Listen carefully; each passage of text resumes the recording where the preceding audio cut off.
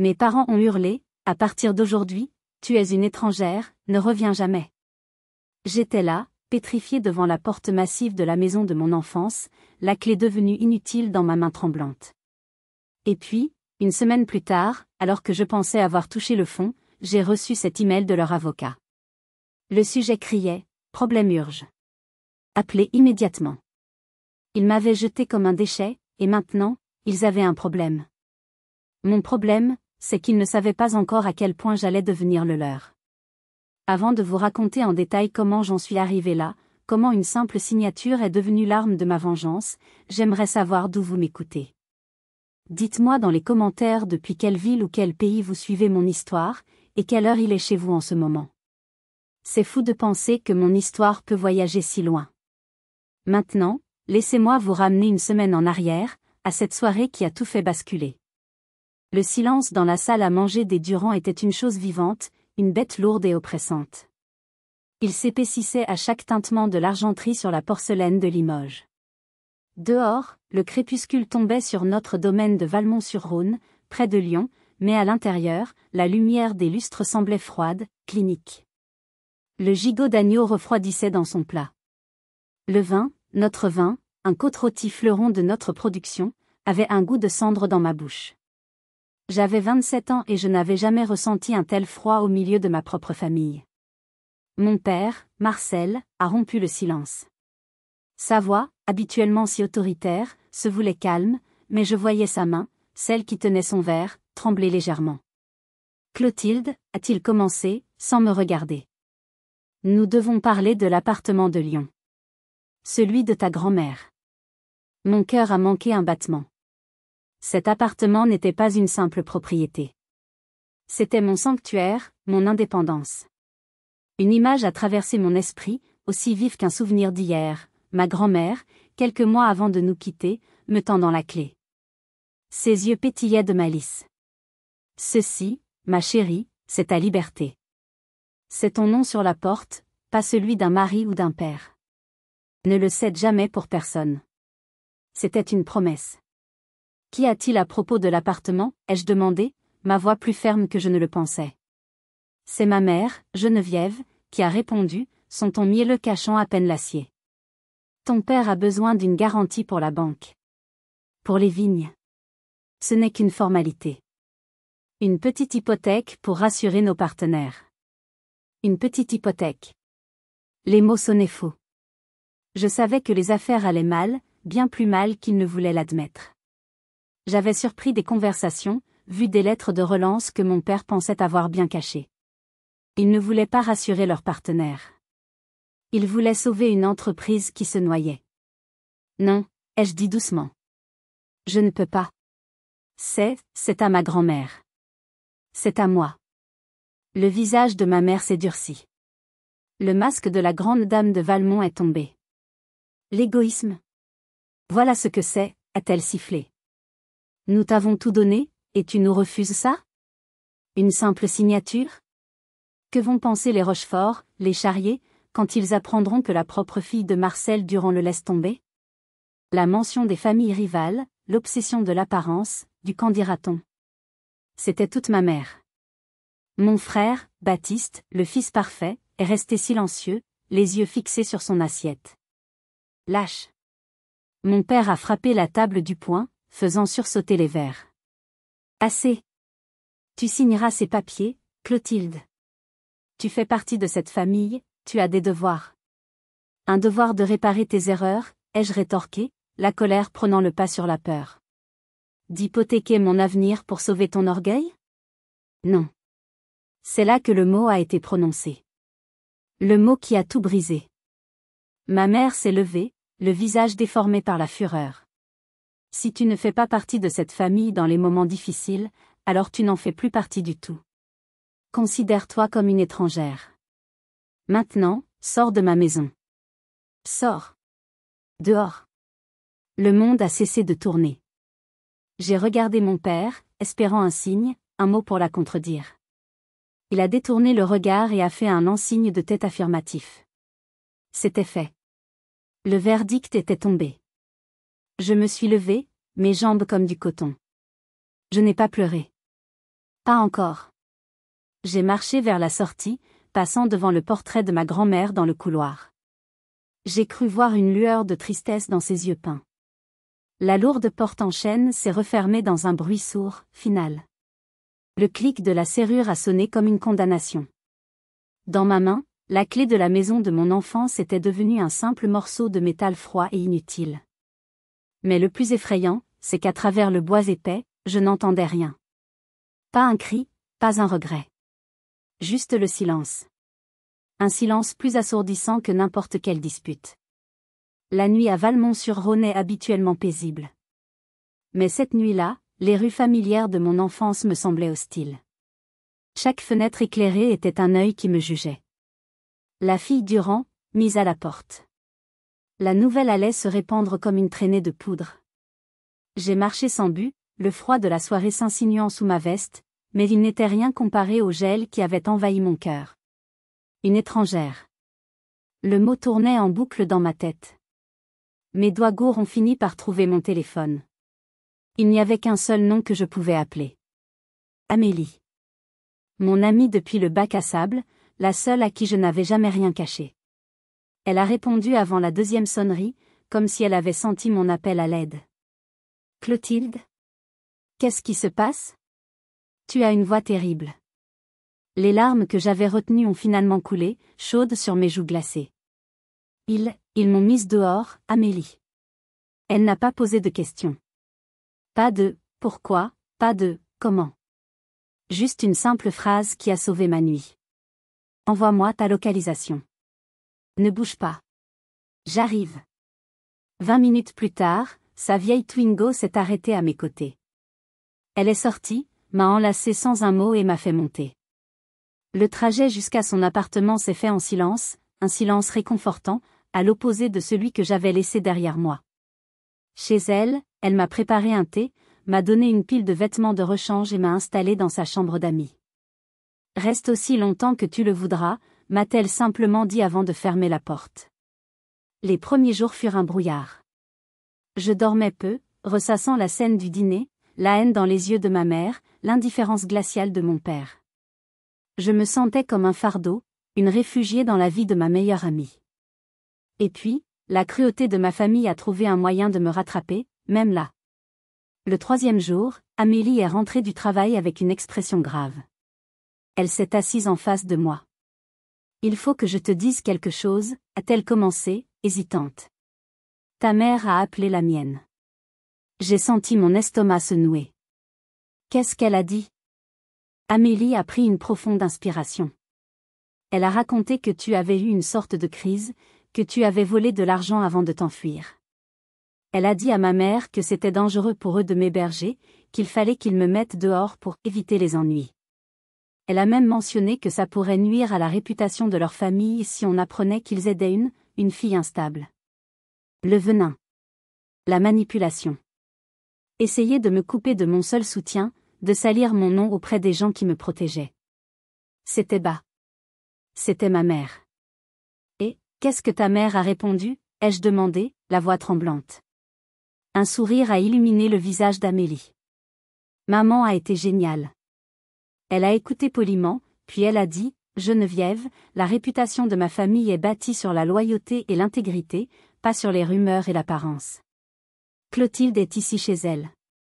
Bonne journée. Et elle a raccroché. J'ai fondu en larmes, mais cette fois, c'était des larmes de gratitude. Dans la méchanceté de ma mère, j'avais trouvé la preuve de ce qu'était une véritable famille. Ce n'était pas le sang. C'était le choix. Le choix de se soutenir, de se protéger, de croire en l'autre. Honnêtement, que feriez-vous à ma place?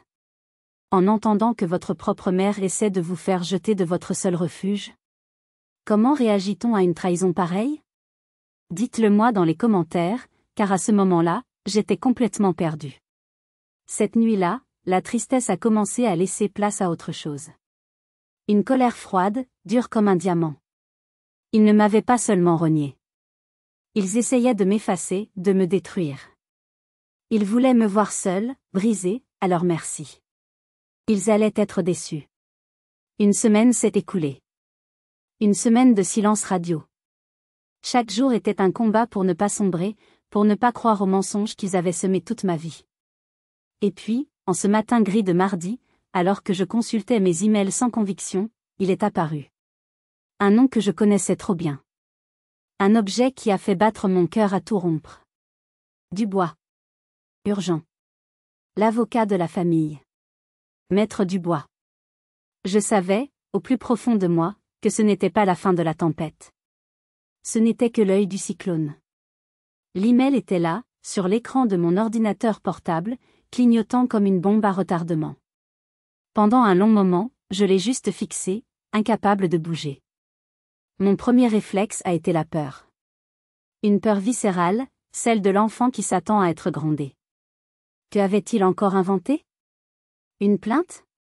Une mise en demeure pour récupérer un quelconque bien familial?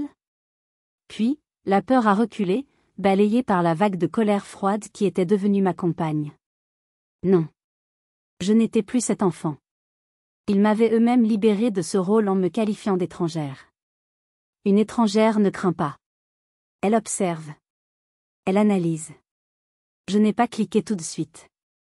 Au lieu de ça, je me suis levée, j'ai préparé un café et je me suis forcée à respirer. Amélie était partie au travail, l'appartement était silencieux. J'étais seule face à cette décision. Répondre ou ignorer? L'ignorer, c'était leur donner le pouvoir de l'inconnu, me laisser mariner dans l'angoisse. Répondre, c'était entrer dans leur jeu. Mais peut-être, pour la première fois, pouvais-je le faire avec mes propres règles. J'ai passé la journée à marcher le long des quais du Rhône à Lyon. Le mouvement de l'eau, puissant et constant, m'a apaisée. Je me suis assise sur un banc, regardant les péniches passer. Ils m'ont rejeté, mais maintenant ils me contactent. Pourquoi? La seule réponse logique était qu'ils avaient besoin de quelque chose. Quelque chose que seul moi pouvais leur donner. Et cette pensée, cette simple pensée, a fait naître une étincelle. Le pouvoir. Pour la première fois de ma vie, j'avais peut-être un pouvoir sur eux. Ce n'est qu'en fin d'après-midi, de retour dans le calme de l'appartement, que j'ai pris ma décision. J'ai ouvert l'ordinateur, le cœur battant, et j'ai cliqué. Le message était aussi bref et impersonnel que je l'imaginais. Mademoiselle Durand, un problème concernant la fiducie familiale des domaines Durand est survenu. Votre présence est requise. Veuillez me contacter immédiatement pour convenir d'un rendez-vous. Cordialement, Maître Hervé Dubois. La fiducie familiale. Un mot que j'avais entendu flotter dans les conversations d'adultes quand j'étais enfant. Une structure opaque mise en place par mon grand-père, un homme bien plus avisé et méfiant que son fils. Il l'avait créée, disait-il, pour protéger le domaine des folies des générations futures. Apparemment, il avait vu juste. Mon doigt a survolé le numéro de téléphone. J'ai pris une grande inspiration, et j'ai appelé. Cabinet Dubois, bonjour, a répondu une secrétaire. Bonjour, je suis Clotilde Durand. Je dois parler à Maître Dubois. Il y a eu un silence, puis un léger bruit de panique. Un instant, Mademoiselle Durand, je vous le passe immédiatement. Apparemment, mon nom était sur une liste d'alerte. Intéressant. La voix de l'avocat était exactement comme dans mes souvenirs, sèche, professionnelle, sans une once d'émotion. Clotilde. Merci d'avoir appelé. Pas de mademoiselle. Une familiarité calculée. Maître Dubois. Votre email était plutôt laconique. En effet. La situation est délicate. Il y a un document. Une clause dans la fiducie établie par votre grand-père. Pour débloquer des fonds d'urgence, la signature de tous les bénéficiaires de premier rang est nécessaire. Sans exception. J'ai laissé un long silence s'installer, savourant chaque seconde de son inconfort palpable à l'autre bout du fil. Les bénéficiaires. Donc, légalement, je faisais toujours partie de l'équation. Ils pouvaient me rayer de leur cœur, mais pas des documents notariés. Je vois, ai-je finalement répondu. Un sourire, le premier vrai sourire depuis une semaine, s'est dessiné sur mes lèvres. C'était un sourire amer, un sourire de guerrière.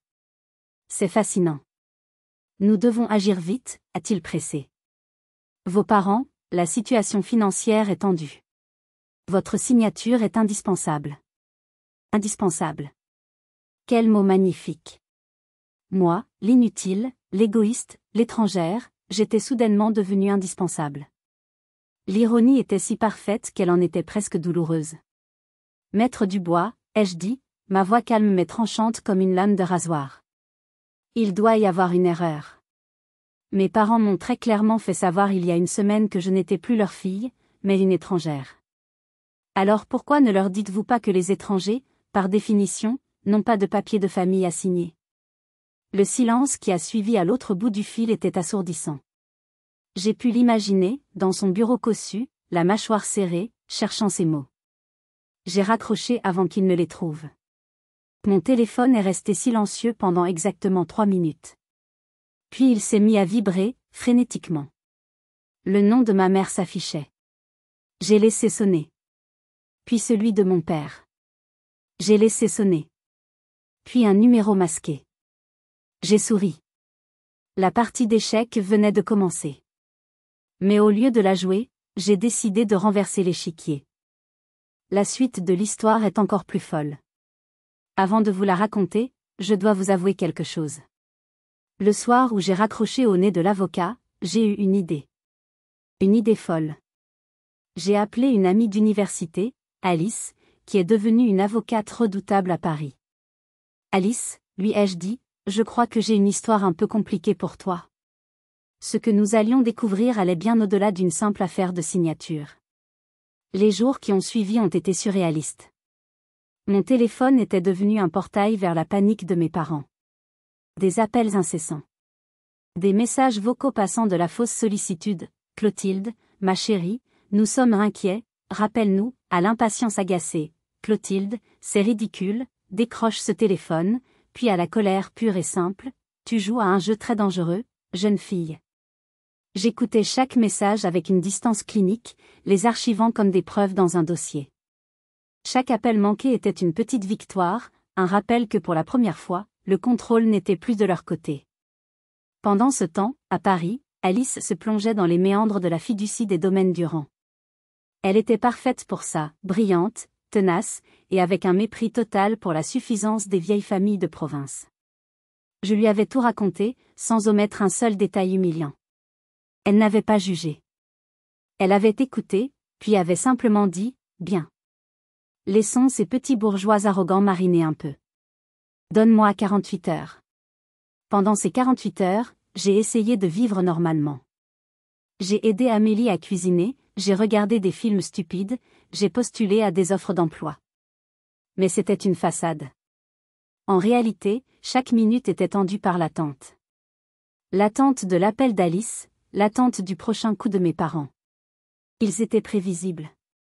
Le 3e jour de mon silence, un email est arrivé. L'objet, dîner de famille, samedi soir. L'audace m'a coupé le souffle. Un dîner de famille. Comme si de rien n'était. Comme si les mots « étrangère » et « sors d'ici » n'avaient jamais été prononcés. Le message, signé de ma mère, était un chef-d'œuvre de manipulation passive-agressive. Ma chérie, nous avons tous dit des choses que nous ne pensions pas. Le stress. Tu nous manques. Viens dîner samedi, pour que nous puissions parler et tout arranger. Ta place est parmi nous. Ma place. Cette place qu'il m'avait si violemment retirée. J'ai ri. Un rire rauque, sans joie. Il ne voulait pas de moi. Il voulait ma signature. Ce dîner n'était pas une offre de paix. C'était une embuscade. C'est à ce moment précis que mon téléphone a sonné. C'était Alice. J'ai du nouveau, a-t-elle dit, sans préambule. Sa voix était différente. Plus dure. Et ce n'est pas joli, joli. Je me suis assise, le cœur battant. Dis-moi. La fiducie de ton grand-père est une forteresse. Il a tout verrouillé. La clause de la signature unanime est en béton armé. Sans toi, ils ne peuvent toucher à un centime des réserves. Et crois-moi, ils en ont désespérément besoin. Les domaines Durand sont endettés jusqu'au cou. Bien plus que ce que tu imagines. J'ai fermé les yeux. Je le savais. Attends, ce n'est pas tout, a continué Alice, et sa voix a baissé d'un ton. C'est là que ça devient intéressant. J'ai regardé les mouvements des comptes de l'entreprise sur les 5 dernières années. Il y a des choses étranges. Des transferts réguliers vers une société offshore au Panama. Des frais de consultation exorbitants vers une entité qui semble n'être qu'une boîte aux lettres. Mon sang s'est glacé. Qu'est-ce que ça veut dire? Ça veut dire, Clotilde, que je ne pense pas que ton père ait seulement mal géré l'entreprise. Je pense qu'il a puisé dans la caisse. Pendant des années. Il a probablement utilisé cet argent pour maintenir un train de vie que l'entreprise ne pouvait plus se permettre. Et maintenant, les créanciers frappent à la porte et il n'a plus d'endroit où se cacher. La faillite n'est pas seulement une possibilité, c'est une certitude. Et avec elle, un audit qui mettrait tout cela en lumière. J'ai eu du mal à respirer. Ce n'était plus une histoire d'orgueil ou de mauvaise gestion. C'était une histoire de fraude. De délit. Alice a conclu, sa voix implacable. Le déblocage des fonds de la fiducie, ce n'est pas pour sauver l'entreprise. C'est une tentative désespérée de boucher les trous avant que tout n'explose. Et ta signature, ce n'est pas juste un levier pour toi. C'est une potentielle bouée de sauvetage pour lui, une façon de couvrir ses arrières. Clotilde, ce n'est pas un simple problème financier que tu tiens entre tes mains. C'est une bombe à retardement. Et le détonateur, c'est toi. J'ai raccroché, le téléphone glissant de ma main moite. J'ai regardé l'invitation au dîner, qui brillait sur mon écran. L'embuscade. Il ne voulait pas seulement me manipuler. Il voulait potentiellement faire de moi une complice involontaire de leurs mensonges. La colère que je ressentais s'est transformée en une détermination glaciale. La partie d'échecs était terminée. C'était désormais une guerre. Et je venais de recevoir mon arme nucléaire. Mais comment allais-je l'utiliser? La révélation d'Alice a tout changé. Ce n'était plus une simple querelle familiale, une blessure narcissique. C'était une question de légalité, de morale. La colère bouillonnait en moi, mais elle était étrangement claire, concentrée. La douleur était toujours là, une braise ardente dans ma poitrine, mais elle était maintenant recouverte par une couche de glace. Le lendemain, alors que je réfléchissais à ma stratégie, un événement inattendu s'est produit. J'ai reçu un message de Baptiste. Mon frère. Le lâche silencieux de la table du dîner. On peut se voir? Juste toi et moi. S'il te plaît. Une partie de moi voulait l'ignorer, le mettre dans le même sac que nos parents. Mais une autre, plus faible, plus curieuse, voulait entendre ce qu'il avait à dire. J'ai accepté de le rencontrer dans un café discret du Vieux-Lyon, loin de l'œil inquisiteur de Valmont. Il était là, l'air fatigué, des cernes sous les yeux. Le fils en or avait perdu de son éclat. Il a commandé un café qu'il a à peine touché. Merci d'être venu, a-t-il commencé, la voix basse. Je n'ai pas beaucoup de temps, Baptiste. Dis-moi ce que tu veux. Il a grimacé, blessé par ma froideur. Je sais que tu es en colère. Tu as le droit. Ce qu'ils ont fait, ce n'était pas bien. Pas bien, ai-je répété, un petit rire sans joie s'échappant de mes lèvres. Ils m'ont renié, Baptiste. Ils m'ont traité comme une criminelle. Et toi, tu n'as pas dit un mot. Il a baissé la tête, le portrait même de la honte. J'ai peur, Clotilde. Tu sais comment est papa. Il est hors de contrôle. L'ambiance à la maison est invivable. Maman pleure tout le temps, papa ne dort plus, il crie pour un rien. Ils sont désespérés. Ils sont désespérés parce que leur plan pour me voler mon héritage a échoué, ai-je corrigé. Non, c'est plus que ça, a-t-il insisté. Si tu ne signes pas, tout est fini. Le domaine, le nom, tout ce pourquoi papy a travaillé, tout va disparaître. Pense aux employés, à leur famille. Tu ne peux pas laisser ça arriver. Le chantage émotionnel. Classique. Et où étais-tu quand ils m'ont jeté dehors sans un sou, ai-je demandé, le regardant droit dans les yeux. Pensais-tu à moi à ce moment-là? Il a eu la décence de ne pas répondre. Il a juste murmuré, s'il te plaît, viens au dîner samedi. Fais-le pour apaiser les choses. Signe ce papier. Après, tout redeviendra comme avant. Comme avant. C'est là qu'il se trompait. Plus rien ne serait jamais comme avant. Je me suis levée. Dis à papa et maman que j'ai bien reçu leur invitation, ai-je dit, ma voix ne tremblant pas, mais tu te trompes, Baptiste. Ce n'est pas moi qui vais détruire la famille. Ils l'ont déjà fait tout seuls, le soir où ils ont décidé qu'une signature valait plus que leur propre fille. Je suis partie, le laissant seul avec son café froid et sa lâcheté. Cette conversation, aussi pénible soit-elle, avait été utile. Elle m'avait confirmé l'étendue de leur désespoir. Et elle avait solidifié ma résolution. De retour à l'appartement, j'ai relu l'email de ma mère. Ta place est parmi nous. Des mots vides, écrits par une main qui voulait juste saisir la mienne pour la forcer à signer. J'ai pensé à l'embuscade qu'ils me préparaient, à leur table dressée où ils comptaient me servir un plat de culpabilité avec un accompagnement de chantage. J'ai souri. Ils m'invitaient dans leur toile. Ils ne savaient pas que l'araignée, ce n'était plus eux. C'était moi. J'ai pris mon téléphone et j'ai écrit une réponse à l'email de ma mère. Une réponse courte, polie, et absolument terrifiante pour eux. Chère maman, merci pour votre invitation. C'est une excellente idée de se réunir. J'y serai. Cependant, étant donné la nature financière de nos récentes discussions, je pense qu'il serait prudent que je vienne accompagner. Mon avocate, maître Alice Mercier, se joindra donc à nous. J'espère que cela ne pose pas de problème. À samedi, Clotilde. J'ai appuyé sur « Envoyer ». J'ai imaginé la scène. Ma mère lisant le message, son visage passant de la satisfaction à l'incrédulité, puis à la panique. Elle courant montrer le téléphone à mon père. La fureur dans ses yeux. Mon avocate. J'avais non seulement accepté l'invitation, mais j'avais changé les règles du jeu. Le dîner n'allait pas être une réconciliation. Ce serait une confrontation. Et pour la première fois, j'arrivais avec mes propres armes. Que allait-il faire maintenant? Annuler? Ce serait admettre qu'ils avaient peur. Maintenir? Ce serait entrer dans l'arène, en sachant que je n'étais plus seule. Le samedi soir, une pluie fine et glaciale tombait sur Valmont, comme si le ciel lui-même s'était mis au diapason de l'ambiance. J'ai choisi ma tenue avec le soin d'un général préparant sa bataille. Une robe noire, simple mais à la coupe impeccable. Des talons qui claquaient sur le sol avec une assurance que je ne ressentais qu'à moitié. En me regardant dans le miroir, je n'ai pas vu la jeune femme brisée d'il y a 10 jours. J'ai vu une femme qui avait traversé le feu et qui portait encore l'odeur de la fumée. Alice est passée me prendre. Elle était l'incarnation du calme professionnel, vêtue d'un tailleur pantalon sombre, une mallette en cuir à la main. Prête, m'a-t-elle demandé. Non.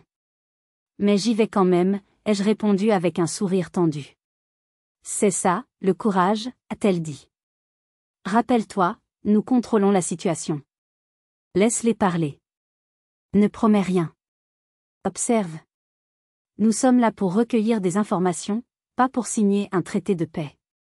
En arrivant devant le domaine familial, les lumières dorées qui filtraient des fenêtres semblaient fausses, comme un décor de théâtre.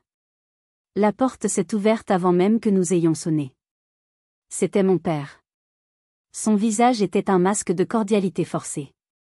Ses yeux, cependant, ont fusé vers Alice, puis sont revenus sur moi, chargés d'une fureur froide. Clotilde. Entrez, a-t-il dit, le mot « maître » pour Alice restant coincé dans sa gorge. L'atmosphère à l'intérieur était encore plus tendue qu'à l'extérieur. L'odeur du rôti et du vin cher flottait dans l'air, mais personne ne semblait avoir faim. Ma mère, Geneviève, est venue vers nous, un sourire figé sur les lèvres. Elle portait trop de bijoux, comme une armure. Clotilde, ma chérie. Et Maître Mercier. Quelle surprise. Bienvenue. Bonsoir, Madame Durand, a répondu Alice de sa voix égale. Clotilde a pensé qu'il était préférable que je sois présente, pour clarifier certains points et éviter tout malentendu.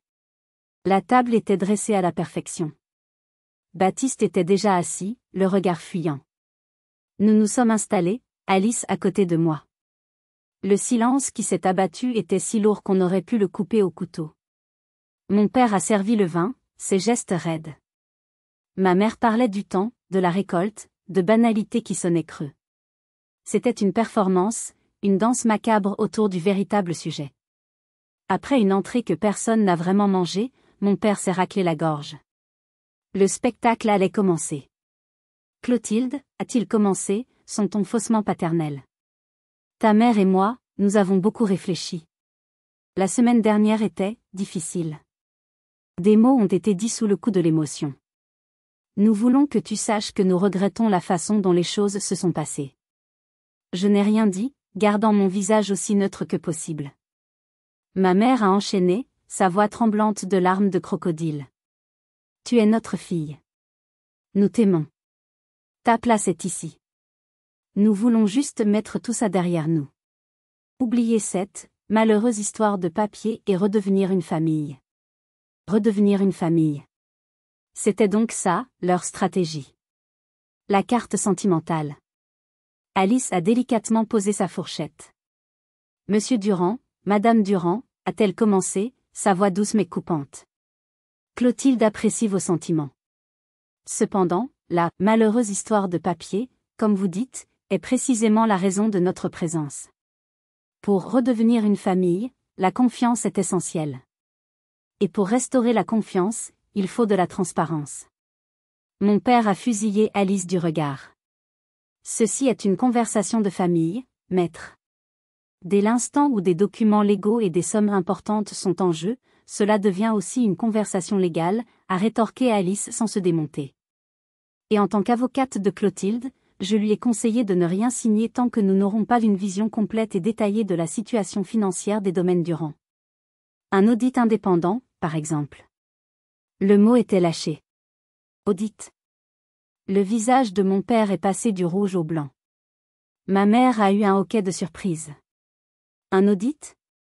C'est une insulte, a tonné mon père. Tu doutes de ma gestion ? De mon honnêteté ? J'ai enfin pris la parole, le regardant droit dans les yeux. L'honnêteté ? Est-ce honnête de demander à sa fille d'hypothéquer son seul bien sans lui dire que l'entreprise est au bord de la faillite ? Est-ce honnête de la renier quand elle refuse ? La tension était à son comble. C'est là que j'ai décidé de porter le coup de grâce. J'ai sorti mon téléphone et l'ai posé sur la table. J'ai une question simple, papa. Qu'est-ce que la société Valoris Consulting au Panama ? Le silence qui a suivi fut total, absolu. Le sang a quitté le visage de mon père. Il me regardait avec un mélange de haine et de pure terreur. Ma mère le fixait, l'incompréhension se peignant sur ses traits. Même Baptiste avait relevé la tête, l'air perdu. Je savais que je venais de faire sauter la digue. Le flot de boue qui allait en sortir risquait de tous nous noyer. Mais était-ce vraiment pire que de continuer à vivre dans le mensonge ? Je n'en étais pas sûre. Le nom, Valoris Consulting, a eu l'effet d'une détonation dans le silence de la salle à manger. Mon père m'a dévisagé, ses yeux n'exprimant plus la colère, mais une peur panique, celle d'un animal pris au piège. Ma mère s'est tournée vers lui, une interrogation muette sur son visage. Marcel ? De quoi parle-t-elle ? Il a balbutié, cherchant une excuse, une échappatoire. Ce sont des consultants. Pour l'export. Tu ne comprends rien aux affaires, Clotilde.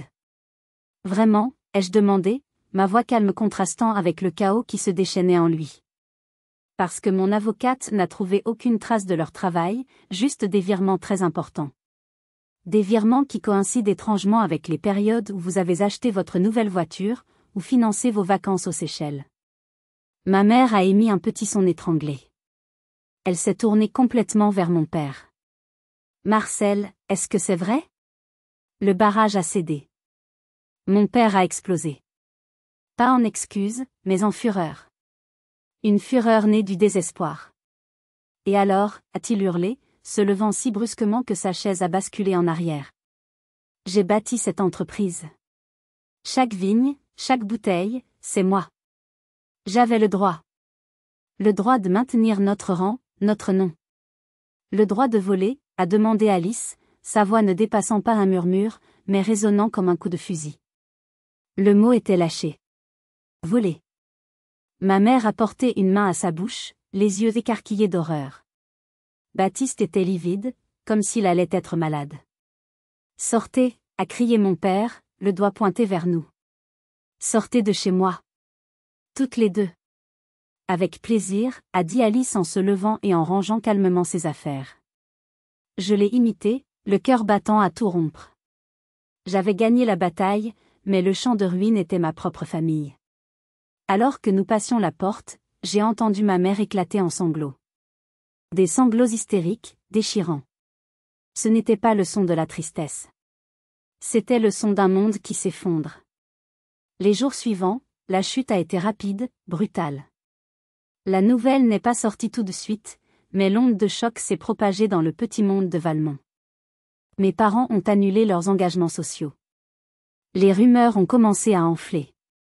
On parlait de difficultés financières, de mésententes familiales. La façade parfaite des Durand se fissurait de toutes parts. Baptiste m'a harcelé de messages. Des supplications. Tu détruis tout. Maman ne sort plus de sa chambre. Papa boit du matin au soir. C'est ça que tu voulais? Je ne répondais pas. Que pouvais-je dire? Que ce n'était pas moi qui avais allumé l'incendie, mais seulement celle qui avait refusé de le regarder brûler en silence. La situation a atteint un point de non-retour une semaine plus tard. La banque, impatiente, a officiellement rejeté leur demande de prêt, faute de garantie suffisante. La nouvelle s'est répandue comme un virus. Les domaines Durand en cessation de paiement. Le titre barrait la une du journal local. C'était la honte ultime. L'humiliation publique que mes parents avaient passé leur vie à éviter. Les mêmes personnes qui les flattaient lors des cocktails se détournaient maintenant dans la rue. Le téléphone, qui sonnait autrefois pour des invitations, restait silencieux. Ils étaient devenus des parias. Un soir, en rentrant chez Amélie, j'ai décidé de faire un détour. J'ai conduit lentement devant le domaine. Autrefois, il m'apparaissait comme une forteresse, un symbole de pouvoir. Ce soir-là, avec seulement quelques lumières allumées et les volets à moitié clos, il ressemblait à un mausolée. Une prison dorée où mes parents étaient enfermés avec leurs mensonges et leurs regrets. J'ai arrêté la voiture un peu plus loin, regardant la bâtisse sombre. Une vague de tristesse m'a submergée. La tristesse pour l'enfant que j'avais été, qui aimait cette maison. La tristesse pour la famille que nous aurions pu être. J'ai pleuré, non pas pour eux, mais pour ceux qui avaient été perdus à jamais. Alors que j'étais là, perdu dans mes pensées, mon téléphone a vibré. C'était un numéro inconnu.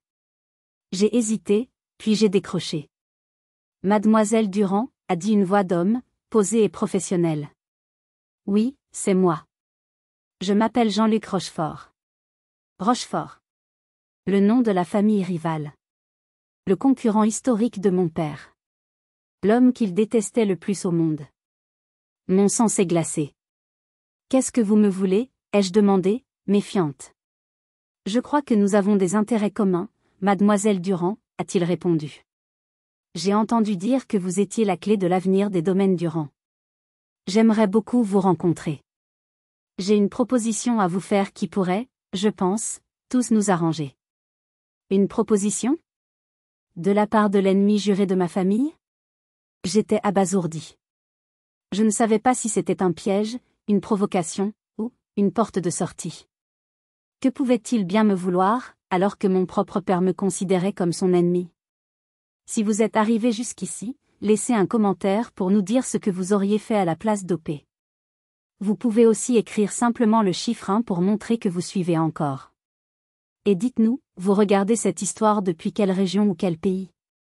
La proposition de Jean-Luc Rochefort était si inattendue qu'elle m'a laissé sans voix. J'ai accepté de le rencontrer le lendemain, dans un hôtel discret à mi-chemin entre Lyon et Valmont, après en avoir parlé à Alice qui, aussi surprise que moi, m'a conseillé la plus grande prudence. Monsieur Rochefort était un homme d'une 60aine d'années, élégant, avec un regard perçant qui semblait lire à travers vous. Je m'attendais à de l'arrogance, à la jubilation du vainqueur. J'ai trouvé un homme d'affaires pragmatique et étonnamment respectueux. Mademoiselle Durand, merci d'être venue, a-t-il commencé après avoir commandé des cafés. Je vais être direct. Ce qui arrive à votre famille est une tragédie, pour eux sur le plan personnel, et pour notre région sur le plan économique. J'ai haussé un sourcil, sceptique. Je vous demande pardon, mais j'ai toujours cru que la chute des Durand serait un jour de fête pour les Rochefort. Il a eu un léger sourire. La compétition est une chose, mademoiselle. La destruction en est une autre. Votre père et moi avons été des rivaux toute notre vie, c'est vrai. Mais je respectais son père, et je respecte le terroir que nous partageons. Laisser les domaines Durand être démantelés, vendus à la découpe à un fonds d'investissement parisien qui n'y connaît rien en vin, ce serait un désastre pour tout le monde. La qualité baisserait, des emplois seraient perdus, et une partie de notre patrimoine disparaîtrait. Son discours me surprenait. Il ne parlait pas en ennemi, mais en gardien d'un héritage commun. Où voulez-vous en venir, monsieur Rochefort? J'ai appris, par mes contacts à la banque, la situation exacte. La faillite, la fiducie, et le fait que vous en détenez la clé. Je vous propose une solution. Une solution qui sauve l'essentiel. Il s'est penché en avant, sa voix devenant plus confidentielle. Je suis prêt à racheter la totalité de la dette des domaines Durand. En échange, ma société prendrait une participation majoritaire dans l'entreprise. Nous fusionnerions certaines opérations pour réduire les coûts, mais nous maintiendrions la marque Durand, son identité, et surtout, nous garantirions l'emploi de tous les salariés actuels. Votre père et votre mère seraient, mis à la retraite, avec une pension décente pour vivre sans faire plus de dégâts. L'entreprise serait sauvée, le nom préservé, et les gens garderaient leur travail. J'étais stupéfaite. C'était une porte de sortie. Une porte que je n'aurais jamais imaginée.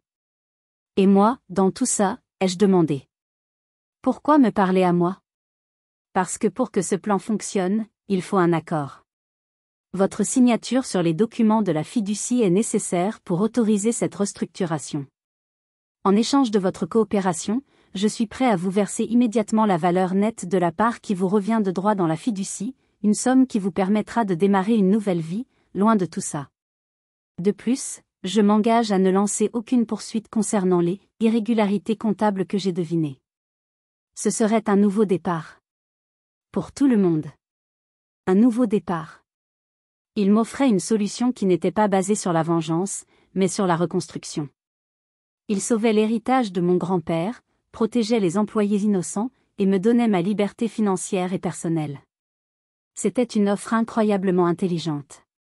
Et juste. Pourquoi faire ça, ai-je insisté. Vous pourriez simplement attendre que tout s'effondre et racheter les vignes pour une bouchée de pain. Il a souri à nouveau. Peut-être. Mais je suis un vigneron avant d'être un financier. Et parfois, la meilleure affaire n'est pas celle qui rapporte le plus d'argent, mais celle qui préserve la beauté.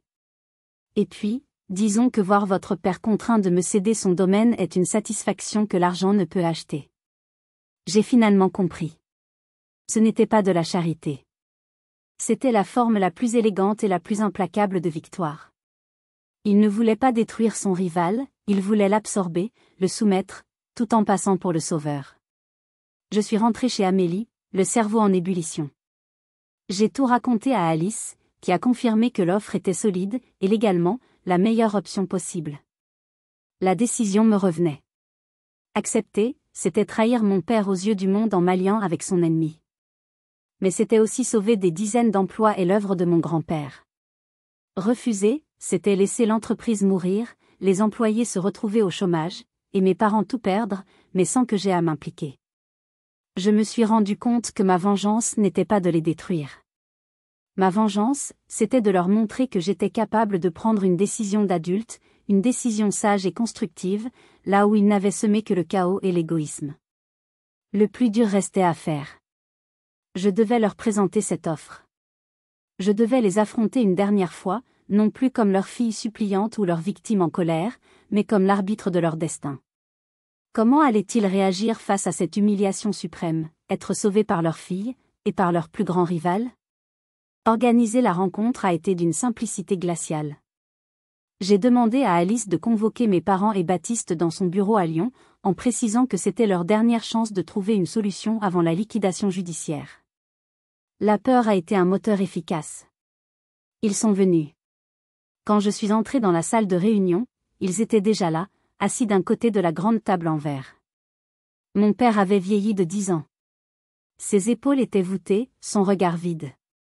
Ma mère, vêtue de noir, avait le visage tiré, privé de son masque de suffisance. Baptiste fixait la table, incapable de croiser mon regard. Il ne ressemblait plus à des tyrans. Il ressemblait à des accusés attendant leur sentence. Je me suis assise en face d'eux, avec Alice à mes côtés. J'ai laissé le silence s'installer, peser sur eux. Merci d'être venu, ai-je commencé, ma voix calme et posée. Je ne vais pas revenir sur le passé. Nous sommes ici pour parler de l'avenir. Ou de ce qu'il en reste. Mon père a grogné. L'avenir ? Il n'y a pas d'avenir. Tu as gagné, Clotilde. Tu as détruit ta famille. J'espère que tu es fière de toi. Au contraire, ai-je répondu, sans me laisser déstabiliser. Je suis ici pour vous proposer une façon de le sauver. De sauver le nom, le domaine, et les emplois des gens qui y travaillent depuis des décennies. J'ai exposé le plan de Monsieur Rochefort. Point par point. Le rachat de la dette, la prise de contrôle majoritaire, la garantie de l'emploi, la mise à la retraite de mes parents, et la clause de non-poursuite pour les fraudes de mon père. Pendant que je parlais, le visage de mon père passait par toutes les couleurs. L'incrédulité, la fureur, et enfin, l'humiliation la plus totale. Rochefort, a-t-il explosé, se levant à moitié de sa chaise. Tu t'es allié avec ce chacal ? Tu veux que je lui vende mon âme ? Jamais. Je préfère tout voir brûler. Tu n'as plus le choix, ai-je répliqué, ma voix montant pour la première fois. Ton âme, comme tu dis, est déjà vendue aux banques. Ton domaine est au bord du gouffre à cause de ton orgueil et de tes mensonges. Ce n'est plus à propos de toi. C'est à propos des familles qui vont se retrouver à la rue parce que tu as refusé de voir la vérité en face.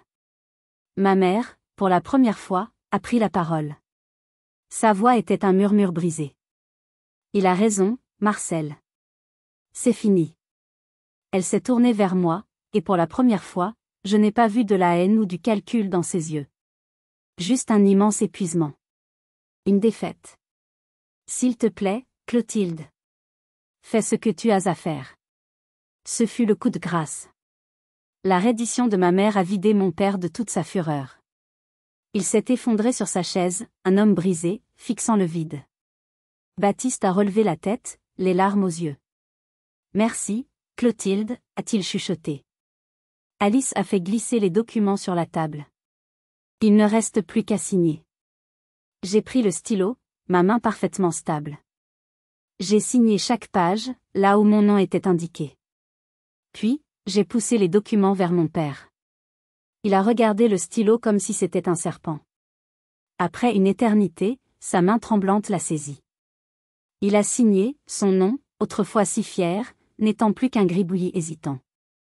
Ma mère a signé à son tour, d'une écriture à peine lisible.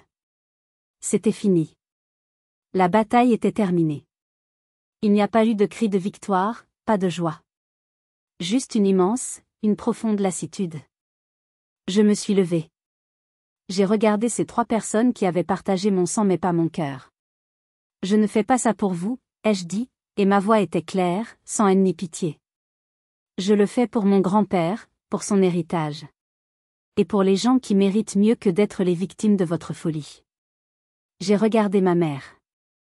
Tu m'as dit de me considérer comme une étrangère. J'ai accepté. Les étrangers ne se doivent rien.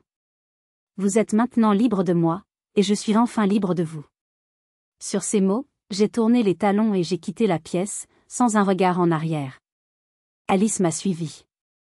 En fermant la porte du bureau, j'ai fermé la porte sur toute une partie de ma vie. Je ne savais pas ce que l'avenir me réservait, mais je savais une chose, il serait à moi. Entièrement à moi. La sortie du bureau d'Alice ressemblait à une remontée à la surface après avoir été trop longtemps sous l'eau. L'air de Lyon me semblait plus frais, les couleurs de la ville plus vives. Un poids énorme, un poids que je portais depuis des années sans même m'en rendre compte, venait de quitter mes épaules. Ce n'était pas une euphorie bruyante, mais une paix profonde, silencieuse. La paix de la fin d'une guerre. Les semaines qui ont suivi ont été une suite de formalités administratives. Le transfert de fonds de Rochefort est arrivé sur un compte que j'avais ouvert à mon nom seul. En voyant les chiffres, je n'ai pas ressenti d'excitation, mais une sorte de vertige. C'était le prix de ma liberté. Le prix de ma famille perdue. J'ai su immédiatement ce que j'allais en faire. Une partie a été mise de côté pour mon avenir.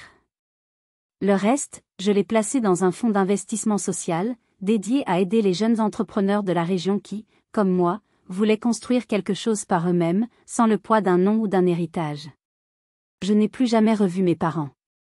J'ai appris par Amélie qu'ils avaient vendu le domaine à Rochefort et avaient déménagé sur la Côte d'Azur, dans une résidence plus petite, pour vivre une retraite discrète, loin des regards et des jugements de Valmont. Baptiste, lui, a eu une offre pour rester travailler dans l'entreprise restructurée. Il a accepté. Peut-être que loin de l'influence de nos parents, il trouverait enfin le courage d'être son propre homme.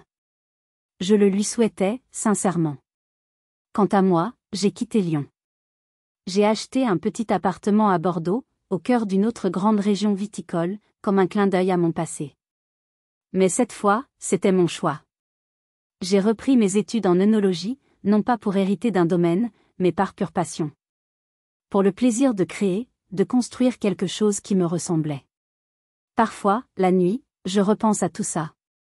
À la brutalité des mots, à la froideur des regards. La cicatrice est là. Elle ne disparaîtra jamais complètement. Mais elle ne fait plus mal. C'est juste un rappel. Un rappel que la famille n'est pas toujours une question de sang. C'est une question de respect, de soutien, de sécurité. C'est Amélie qui m'appelle juste pour prendre des nouvelles. C'est Alice qui m'envoie des cartes postales de ses voyages. C'est la famille que l'on choisit. Cette histoire, je vous la raconte aujourd'hui non pas pour me vanter d'une victoire, mais pour partager une leçon. La leçon qu'il est possible de transformer la plus profonde des trahisons en la plus grande délibération. Que de se choisir soi-même, ce n'est pas de l'égoïsme, c'est de la survie. Et que parfois, la seule façon de gagner, c'est d'accepter de tout perdre pour tout reconstruire. Mon histoire est peut-être extrême, mais je sais que je ne suis pas la seule à avoir ressenti cette douleur d'être rejetée par ceux qui étaient censés nous aimer inconditionnellement. Si cette histoire a résonné en vous, si vous avez déjà dû vous battre pour votre indépendance ou votre dignité au sein de votre propre famille, laissez un pouce bleu pour montrer votre soutien. Partagez votre expérience dans les commentaires, si vous le souhaitez. Vos histoires comptent, et personne ne devrait se sentir seul face à de telles épreuves. Et surtout, si vous voulez entendre d'autres histoires sur la force intérieure et la capacité à surmonter les obstacles les plus difficiles, abonnez-vous à la chaîne. Car chaque histoire partagée est une lumière de plus dans l'obscurité. Merci de m'avoir écouté.